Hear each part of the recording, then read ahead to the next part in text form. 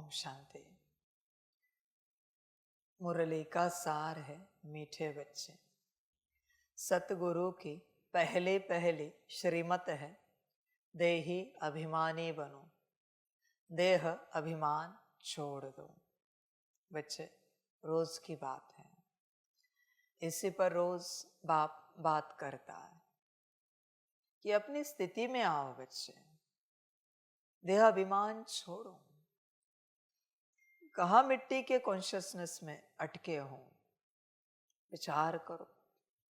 तुम्हारे नाम रूप की कोई ग्लानि करे, सहन होगा? अपमान करे, निंदा करे, सहन होगा? तुम्हारे नाम रूप से तुम्हें कोई गाली दे, सहन होगा? बच्चे, अगर तुम स्थिर रह सकते हो कि नाम रूप से कोई कुछ भी करे और तुम स्थिर रह सकते हो,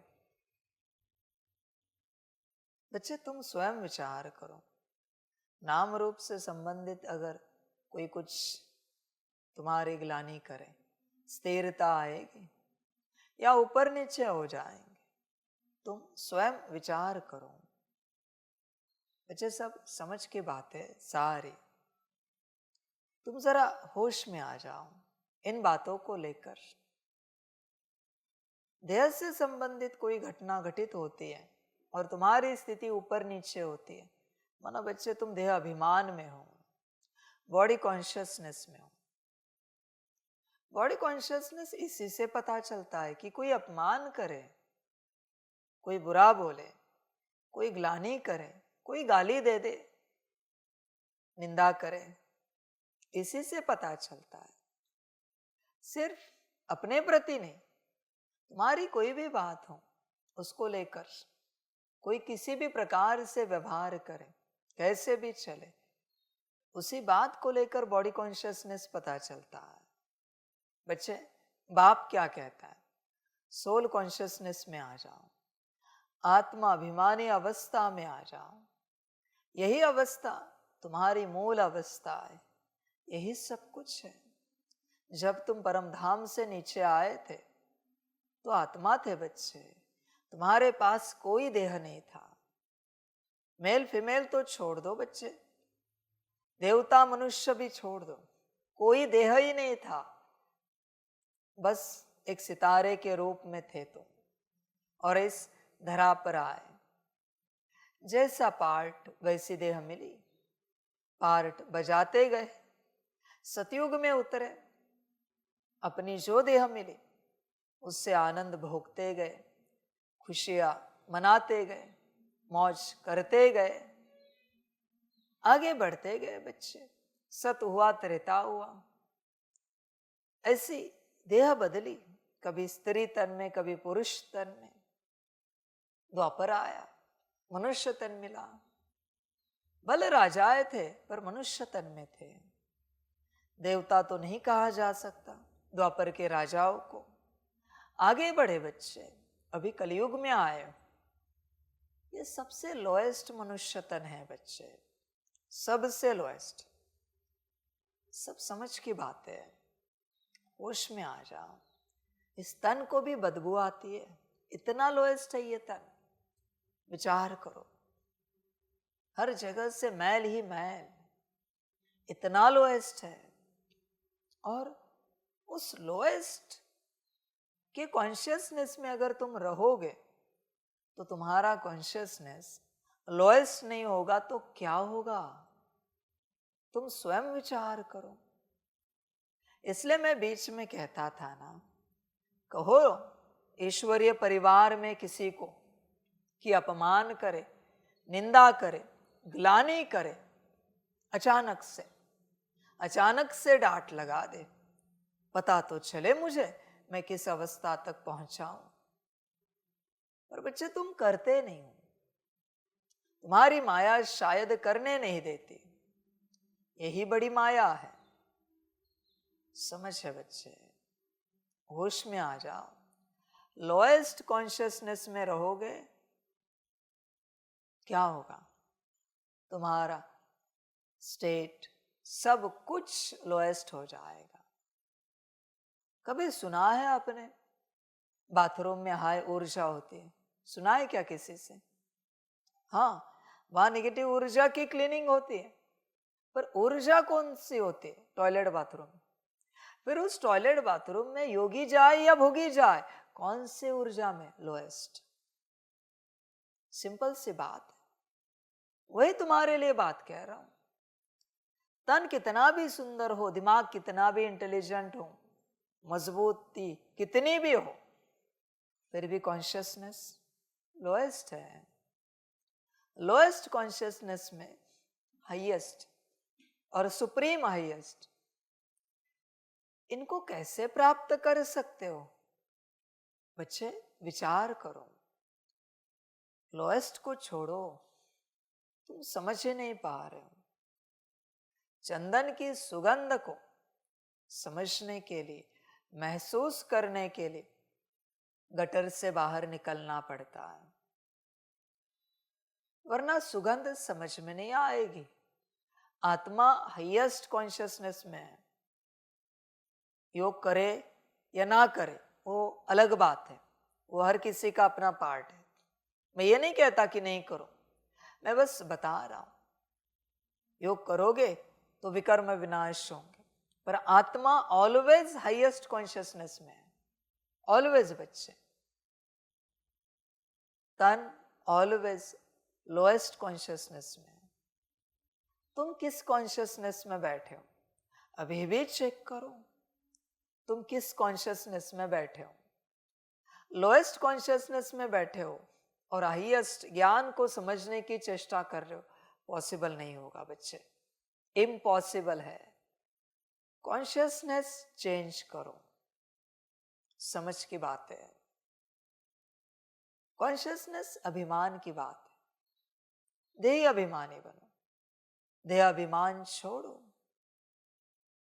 आई एम बॉडी कहां तक रहोगे? समझ है बच्चे।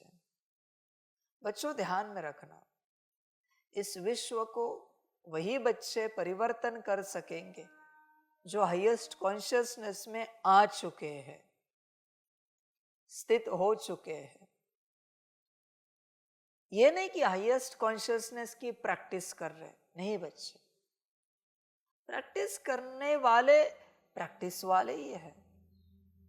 प्रैक्टिस करने वाले डॉक्टर के पास, लॉयर के पास, या जो भी प्रोफेशन है, इंजीनियर के पास बड़ा प्रोजेक्ट, बड़ी केस दी जाती है? नहीं बच्चे, एक्सपर्ट के पास दी जाती है। तुम एक्सपर्ट हो, विश्व परिवर्तन करना चाहते हो ना, तो तुम एक्सपर्ट हो क्या? एक्सपर्ट का पहला लक्षण है वो सदा सोल कॉन्शियसनेस में, हाईएस्ट कॉन्शियसनेस में रहेगा। एक्सपर्ट समझ है बच्चे। उसे एक समय भोजन मिले या ना मिले, वो अपने स्थिति की चिंता जरूर करेगा, चिंतन जरूर करेगा। बच्चे समझ है। तुम देखो किस कॉन्शियसनेस में हो। ये रूठना, नाराज होना, उदास होना, ऊपर नीचे होना, जिंदगी कट जाएगी। कुत्ते को भी गुस्सा आता है, बिल्ली को भी गुस्सा आता है, जानवर भी गुस्सा करते हैं। तुम में और उनमें कोई फर्क नहीं। सबसे ज्यादा तो मजेदार बंदर करता है। बंदर को थोड़ा भी कुछ ऐसे चिढ़ाओ, देखो कैसे गुस्सा करता है। ये तुम्हारी हालत है, बंदर समान। थोड़ी भी कोई बात हुई, बच्चे ऊपर नीचे हो जाते हो। यही माया है। सतगुरु की पहली पहली श्रीमत है, देही अभिमानी बनो, बने हो। पहली श्रीमत है, 2 बार पहली लगाया है। पहली पहली। बच्चे होश में आओ, वरना सबसे पहली श्रीमत है ये, देही अभिमानी बनो। सोल कॉन्शियसनेस स्टेट में आओ, अपनी स्थिति में आओ बच्चे। पहली श्रीमत। सुनते हो, करते हो, मानते हो? बच्चे विचार करो, सतगुरु की पहली श्रीमत कितना ध्यान में रहते हैं। समझ है बच्चे? होश में आ जाओ। बाप कहेगा, यह जो सार की लाइन है, मीठे बच्चे, सतगुरु की पहली पहली श्रीमत है, देही अभिमानी बनो, देहाभिमान छोड़ दो। इसे कम से कम आज के दिन कॉन्शियसली कंबाइंड स्वरूप में 1008 बार एकांत में अपने से रिपीट करना। उससे ज्यादा करो, बहुत अच्छा है। उससे ज्यादा समझ है। वास्तविक रूप से इसे कब तक करना चाहिए? जब तक स्थिति में ना आए तब तक करना चाहिए। ये तो मैंने बस तुम्हें एक बात बताई है कि इतना करो।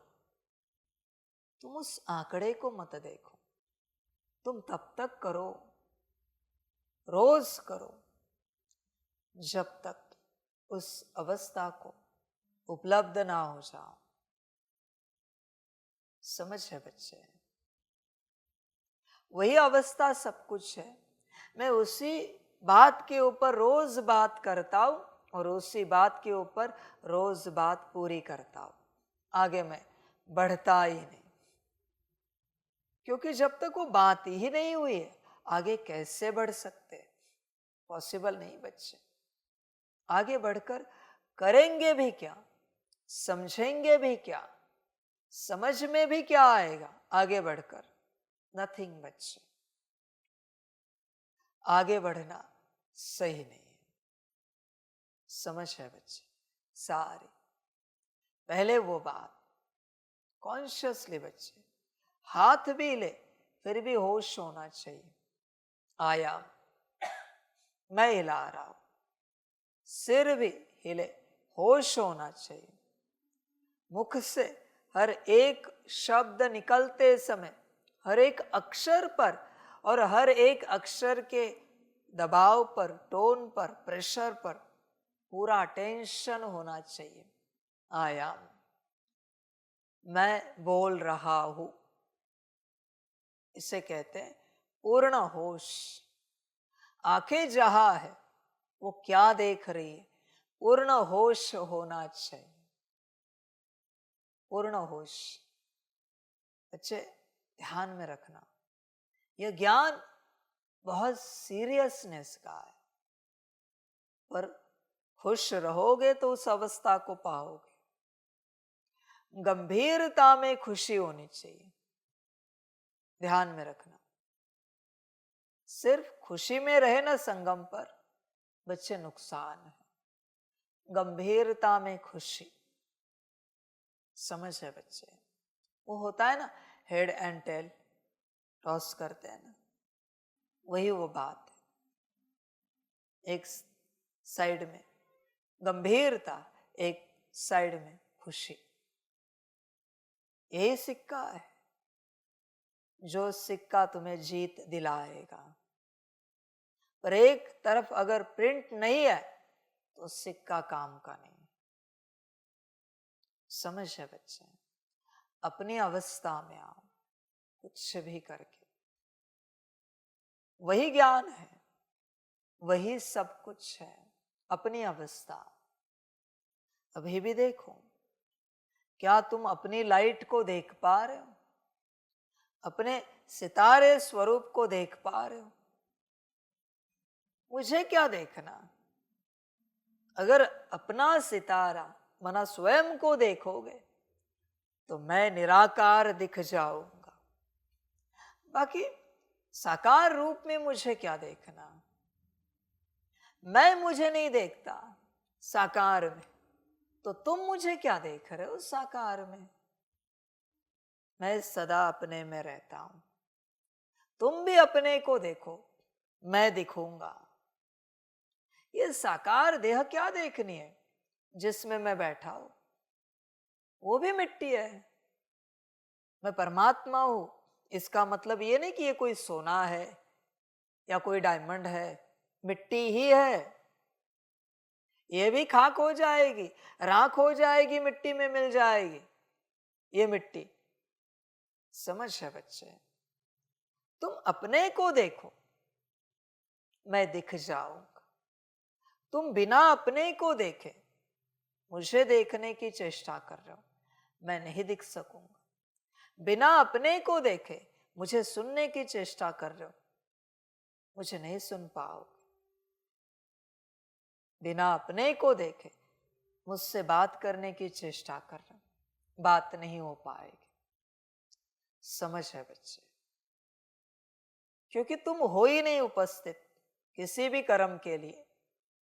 होश में आ जाओ बच्चे, अपने को देखो। माया वही है हर कर्म में जो तुम दूसरे को देखते हो। जब तुम अपने को देखोगे तो उस कर्म में तुम्हें जो दिखना है वो दिख जाएगा। जो तुम्हारे लिए आवश्यक है वो अपने आप सुनाई देगा। जो तुम्हारे मुख से निकलना चाहिए अपने आप निकलेगा जब अपने को देखोगे। पर तुम क्या करते हो? बिना अपने को देखे सब करने की चेष्टा करते हो। बच्चे यही माया है। गलती 100% है, 100% लिख के ले लो, होकर ही रहेगी गलती। समझ है बच्चे? अपने को देखो और कोई कर्म करो, अविनाशी हो जाएगा, स्थिति बहुत ऊपर उठेगी। समझ है बच्चे? तुम बस अपने में रहो, ज्ञान वही है। बाकी तुम्हारे लिए जो आवश्यक है अपने आप तुम्हारे पास आएगा। तुम अपने में ना होने के कारण तुम्हें पता नहीं तुम्हारे लिए क्या आवश्यक है, और जो पता नहीं उससे तुम खोज रहे हो। और कुछ हाथ लग जाता है, तुम कहते हो यही मेरे काम का है। मूर्खता है, पता ही नहीं है कि क्या मेरे काम का है। और एक तो खोज रहे और हाथ लगने के बाद कह रहे यही मेरे काम का है, यही मेरे कल्याण का है। वाई? बिकॉज तू तेरे में नहीं है। अच्छा, पहले तू तेरे में आ, बाकी सब भ्रम है जब तक तू तेरे में नहीं है।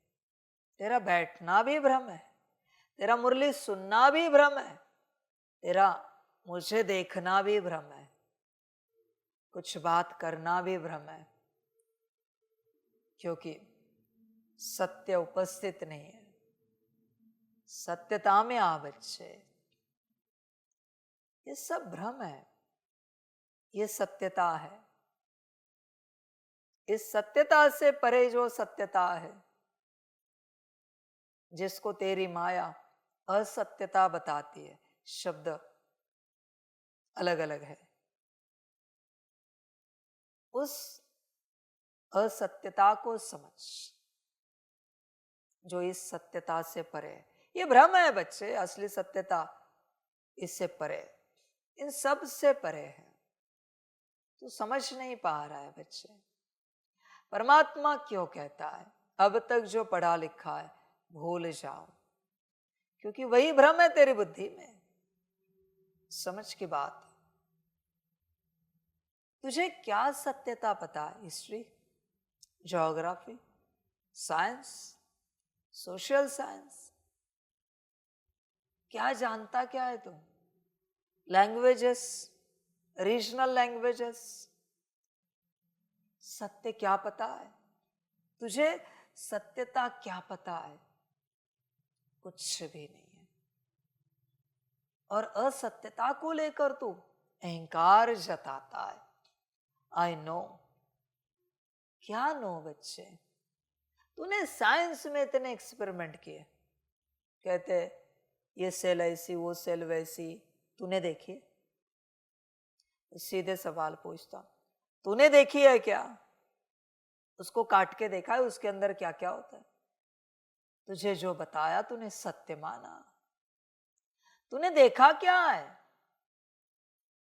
तुझे कहा गया इलेक्ट्रॉन, प्रोटॉन, न्यूट्रॉन, तूने देखा है? मैं तुझे सवाल पूछ रहा हूं। तू कहेगा साइंस ने दिखाया है। वीडियो दिखाओ, बस एक वीडियो दिखाओ जिसमें इलेक्ट्रॉन, प्रोटॉन, न्यूट्रॉन, न्यूक्लियस, सब एटॉमिक पार्टिकल्स दिख रहे हैं। एनिमेशन मत दिखाओ, रियलिटी दिखाओ। अभी किसी को तो दिखा है, तो दिखने के लिए कोई तो इंस्ट्रूमेंट यूज किया है। तो अगर कोई इंस्ट्रूमेंट यूज किया है तो उसका फुटेज क्यों नहीं, रिकॉर्ड क्यों नहीं सब एटॉमिक पार्टिकल्स का? तो क्या जानता है सत्यता? मैं बस एक एटम की बात कर रहा हूं। तुझे एटम के बारे में क्या पता है? समझ है बच्चे, होश में आ। इसलिए बाप कहता है अब तक जो पढ़ा लिखा है वो भूल जा। होश में आ जा बच्चे, तुझे खबर ही नहीं है कैसे चलना है, क्या करना है। तेरी लैंग्वेजेस, तू कहता है A for apple, B for, किसी और भाषा में उसका प्रोनाउंसिएशन अलग है। अब क्या करें? सत्यता क्या है, तेरी या उनकी? ए को किस और तरीके से उच्चारा जाता है, बी को किस और तरीके से उच्चारा जाता है किसी और भाषा में। सत्यता क्या है? तू सत्यता क्या जानता है? इसलिए बच्चे, बाप जो कहता है अब तक जो पढ़ा लिखा है भूल जाओ। दूसरी बात, फकीर बनो। बाप क्यों कहता है? अमीरी बच्चे माया को लगती है, किसी भी प्रकार की अमीरी, उसमें माया को आनंद आता है। फकीरी नहीं बच्चे। आपने कभी देखा है किसी फकीर में माया प्रवेश होगी? कोई फकीर मायावश हो गया, देखा है आपने? नहीं मिलेंगे, मुश्किल कोई मिलेगा, पर मेरे हिसाब से ना के बराबर। माया जाएगी ही क्यों वहां पर फकीर के पास? ये तो सूखा खाता है, जहां मिले सोता है, जैसे मिले रहता है, जो वस्त्र मिले पहनता है। इसके पास क्या मजा आएगा? ज्ञान का आनंद क्या लूं मैं तो यहां मौज करने के लिए आई हूं।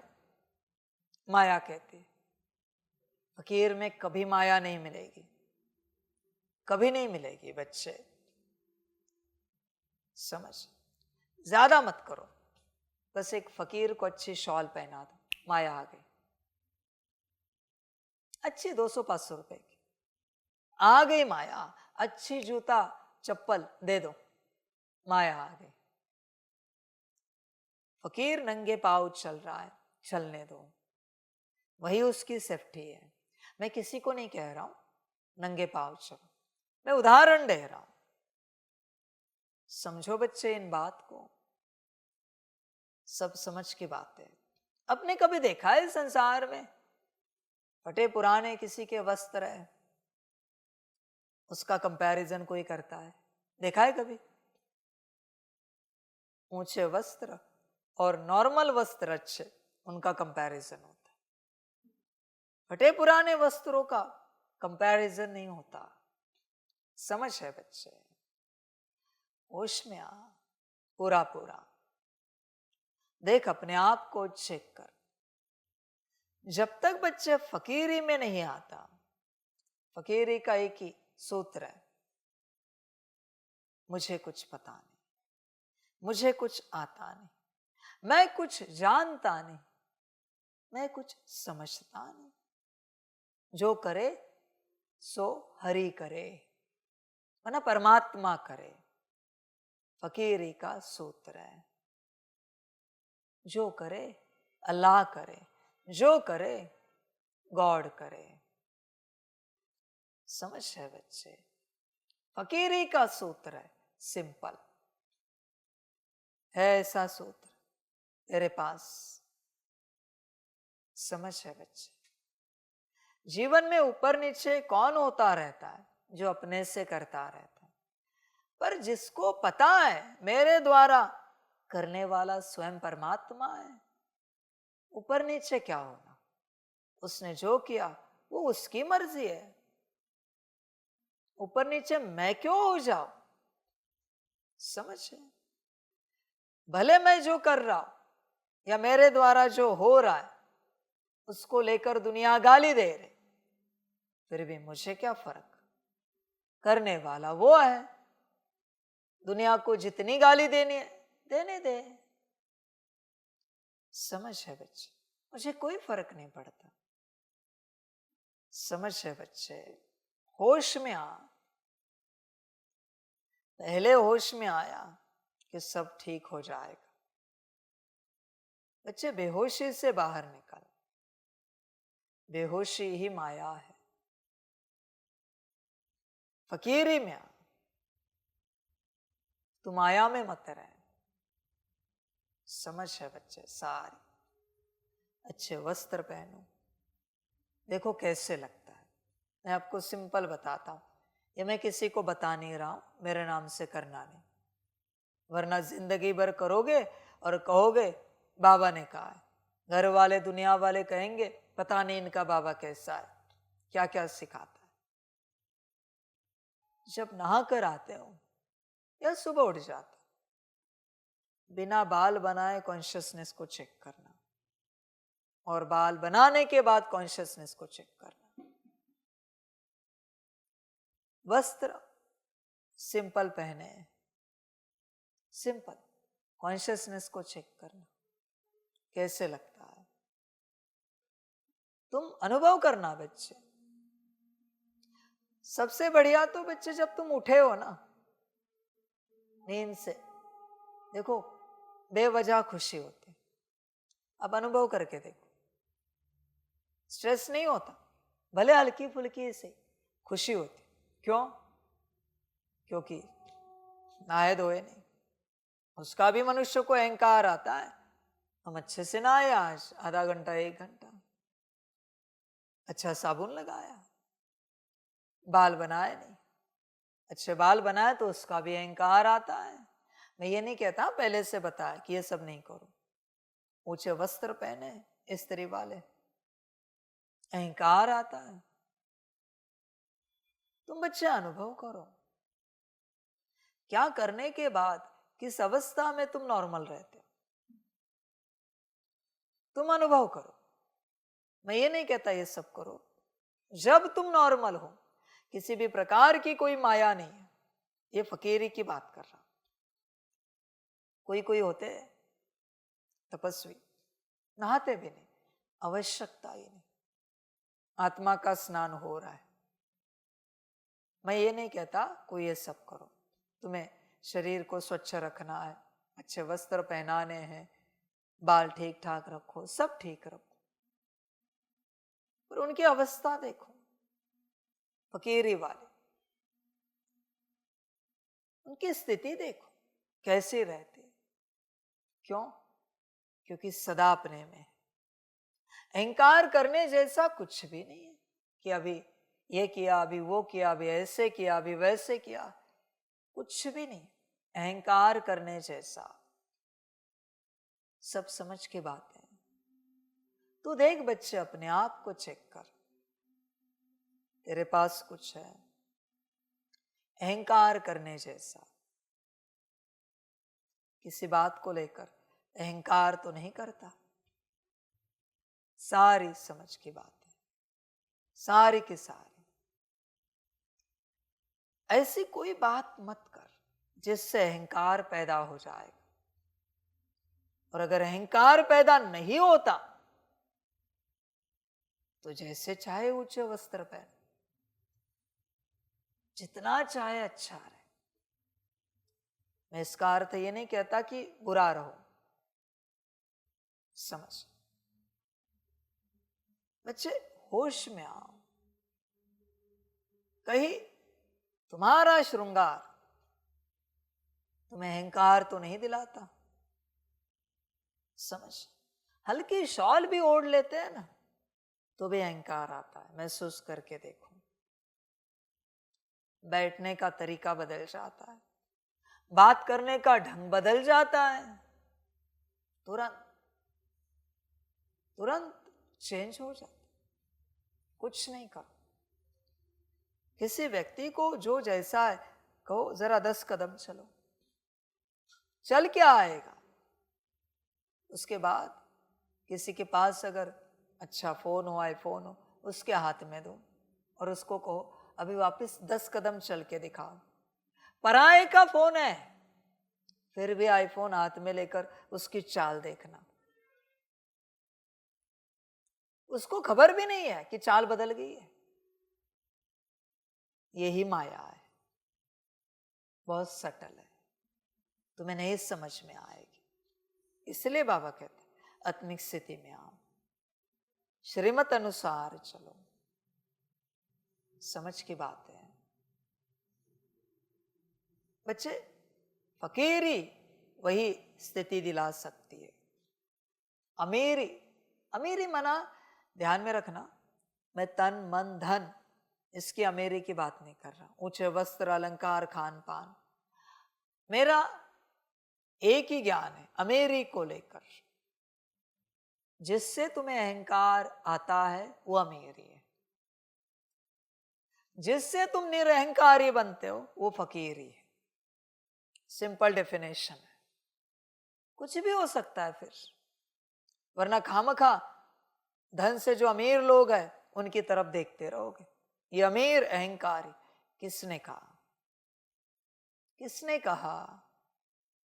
समझ है, तुम्हारे घर में इतना सा प्रोग्राम होता है, तुम क्या दिखाते हो?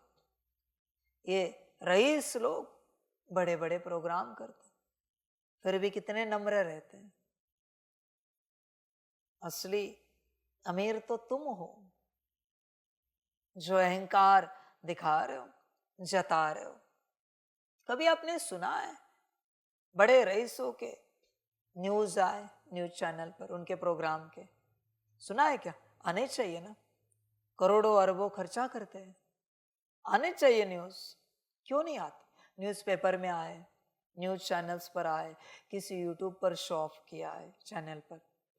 नहीं बच्चे, हमने ये किया, हमने वो किया। थोड़ा सा ना हो, क्या क्या नहीं दिखाएंगे, कितना शो ऑफ करेंगे, बात मत पूछो। समझ के बात। इसलिए बच्चे ये समझो, अमीर कौन? जो अहंकार में, और फकीर कौन? भले बाहरी रूप से सब कुछ है पर निरअहकारिता में वो फकीर है। तुम कौन हो? चेक करो। तीसरी बात, देह और देह के संबंध पूर्व, जो पहली बात थी मुरली की शुरुआत थी। तुम अपने तो लोएस्ट कॉन्शियसनेस में नहीं हो देह के, पर संबंध संपर्क वाले, ये मेरे, ये मेरे, ये मेरे। मैं ये नहीं कहता रिश्ता तोड़, ये पाप है रिश्ता तोड़ना।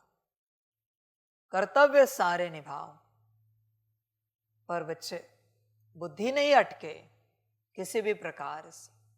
बुद्धि अटक गई तो बच्चे अकल्याण होगा। मैं बस बुद्धि को हटाने की बात कर रहा हूं। ये ज्ञान सारा बुद्धि का है, बुद्धि को वहां से हटाना है, अपने में लगाना है, वापस इसी बुद्धि को परमात्मा में लगाना है। सारा ज्ञान बुद्धि का है, स्थूल ज्ञान है ही नहीं। स्थूल कोई बात करने का ये ज्ञान नहीं है मेरे बच्चे, ये सारा बुद्धि का ज्ञान है। इसलिए बुद्धि पर जोर देना पड़ता है। बुद्धि कहाँ जा रही? बच्चे जब तक देह और देह के संबंधों से बाहर नहीं निकलते, आत्मिक स्थिति में कैसे आ सकते हो? ये फॉर्मूला है बच्चे इस प्रॉब्लम के सॉल्यूशन का। तुम बिना फॉर्मूले के गणित को सॉल्व करने की चेष्टा कर रहे हो, नहीं होगा बच्चे। कैसे होगा? और सॉल्व कर भी लिया फिर भी परमात्मा पूछेगा, धर्मराज पूछेगा, इस सूत्र से किया है? आपने देखा है स्कूल कॉलेज में गणित होता है, उसका एक फॉर्मूला होता है, दूसरे फॉर्मूले से भी उसका आंसर आता है, राइट आंसर आता है, पर टीचर एक सिखाता है। उस प्रकार से अगर कोई आंसर ना लिखे तो 0 मार्क्स दे देता है। टीचर को उसी प्रकार से उत्तर चाहिए, तेरे प्रकार से नहीं चाहिए बच्चे। तेरे प्रकार से आंसर राइट आया है, पर टीचर बंधा हुआ है, मार्क्स नहीं दे सकता, क्योंकि स्टेप्स को मार्क्स होते हैं। देखा होगा आपने, भले लास्ट आंसर गलत आया है, पर जितने स्टेप्स आपने सही लिखे उतने मार्क्स मिल जाते हैं। समझ के बाद कभी कभी होता है 5 मार्क्स का प्रॉब्लम होता है, लास्ट आंसर गलत आता है, 1 मार्क्स कट जाता है, 4 मिल जाते हो गए पास। स्टेप्स इंपॉर्टेंट है। बच्चे होश में आओ, पूर्ण रूप से होश में आओ। इसी प्रकार से चलना पड़ेगा। देह और देह के संबंधों से बुद्धि को हटाओ, बुद्धि हटनी चाहिए, तब बच्चे कल्याण होगा। वरना तो किस बिरादरी में जाएगा कह नहीं सकते। ऐसे नहीं बच्चे कि अंत समय में तुझे बाप याद आया, तूने मुक्ति जीवन मुक्ति पाई। ये तो वहां के लिए पात्र बन गया, पर अभी इंटरव्यू बाकी है। धर्मराज एक एक को खड़ा करेगा उस जन्म। माता में कितनी बुद्धि है जरा चेक करो इनकी, पिता में, पति पत्नी में, बच्चों में, चाचा मामा काका में, घर गाड़ी बंगले में, नौकरी धंधे में, खान पान में, वस्त्र अलंकार में, व्यवस्था में। देखो जरा बुद्धि कितनी है। शायद माहौल अच्छा होगा और तू शरीर छोड़ते समय बाबा को याद कर दे, पॉसिबल है। वहां कोई नहीं उपस्थित, याद कर सकता है, पर आगे भी यात्रा बाकी है धर्मराज के सामने। इसलिए बस 1 सेकेंड को नहीं सोचो। बहुत बच्चे 1 सेकेंड को सोचते हैं कि आखिरी सेकेंड में हम बाबा को याद करेंगे, सबको भूल जाएंगे। बहुत अच्छा बच्चे, जैसे अमृत वेले बाबा को याद करता है सबको भूल जाता है, नुमा शाम बाबा को याद करता है सबको भूल जाता है, बाबा मिलन में बाबा को याद करता है सबको भूल जाता है। उसी प्रकार आखिरी सेकेंड में याद तो किया, पर उसी अमृत वेले में दूसरी भी स्मृतियां है ना, बस इमर्ज नहीं है।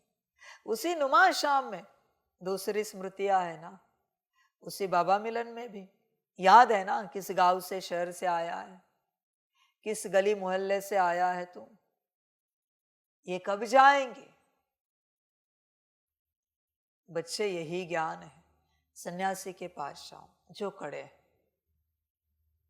99% विस्मृतियां हो चुकी है सबकी, उन्हें कुछ भी याद नहीं रहता, वो अपने में आ चुके। अभी बस वो हाईएस्ट स्टेज को अचीव करना बाकी है, उसके लिए उनका प्रयास चल रहा है। बाकी उसके लिए जो चाहिए वो सारी तैयारी हो चुकी है, तुम्हारी हुई है। विचार करो बच्चे, बुद्धि हटानी पड़ती है। वापिस हर बार की तरह यही होता है सबका। मुरली पूरी होती है, वाह बाबा वाह करते चले जाते, अपनी सेवा में, अपने कामकाज में, अपने कार्य में, अपने घर परिवार में व्यस्त हो जाते जैसे थे। तुम कभी एक महावाक्य पकड़ के रखते हो रात तक, रोज की मुरली का एक महावाक्य जो अच्छा लगे, घड़ी घड़ी स्मृति में ला रहे, करते हो ऐसे कभी? हाँ, आज बाबा ने कहा है, आज बाबा ने ये कहा है, आज ये करना है, आज ये करना है, आज ऐसे चलना है, आज वैसे चलना है, करते हो? विचार करो बाबा क्या कहता है। समझ है बच्चे, होश में आओ पूरा पूरा। सभी बातों से बाहर निकलोगे, वरना बुद्धि बाहर निकलेगी, फिर बच्चे आत्मानुभूति होगी। ध्यान में रखना, जरा भी बुद्धि कहीं और है, 24 घंटा भी प्रैक्टिस करो, आत्मा नहीं दिखेगी, आत्मा अनुभव नहीं होगी, क्योंकि बुद्धि कहीं और है। समझ? इसमें मैंने ये तो नहीं कहा, इन सारी बातों में अब तक जो पढ़ा लिखा है, फकीर और देह के संबंध भूलो, इसमें मैंने कोई इंटरनल बात तो नहीं की है फिलहाल, कि काम क्रोध लोभ मोह अहंकार उनके बाल बच्चों को भूलो, निर्विकारी बनो। ये तो आत्मिक स्थिति के बाद की बात है। वरना जो तुम्हारे अंदर है, अंदर आत्मा को जो परेशान कर रहा है, वो तो मैंने कोई बात नहीं छेड़ी है कि ये छोड़ो वो छोड़ो, वो तो करना ही है। पर अभी तो मैंने सब बाहर ही कहा है ना बच्चे। अब तक जो पढ़ा लिखा है बाहर का भूल जाओ। फकीर बाहर से, देह के संबंध भी तो बाहर है, देह भी तो बाहर है। समझ? और जब आत्मिक स्थिति में आओगे, एक एक विकार निकलता जाएगा। ऐसे नहीं निकलेंगे। जब स्थिति में आओगे, तुम क्या चेष्टा कर रहे हो? सभी इनको निकालने की चेष्टा कर रहे हो, नहीं हो सकता। समझ? चप्पल पहनी है, बूट पहना है और पैर का कांटा निकाल रहे हो, कैसे निकलेगा? बूट हटाओ, चप्पल हटाओ, फिर देखो तो सही, वरना पैर इमर्ज तो हो जाए।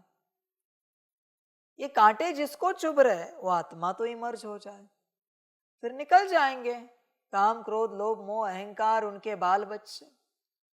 ये सिर्फ आत्मिक स्थिति से निकलेंगे। इनको निकालने के लिए योग की इतनी बड़ी शक्ति लगाए, आवश्यकता नहीं है।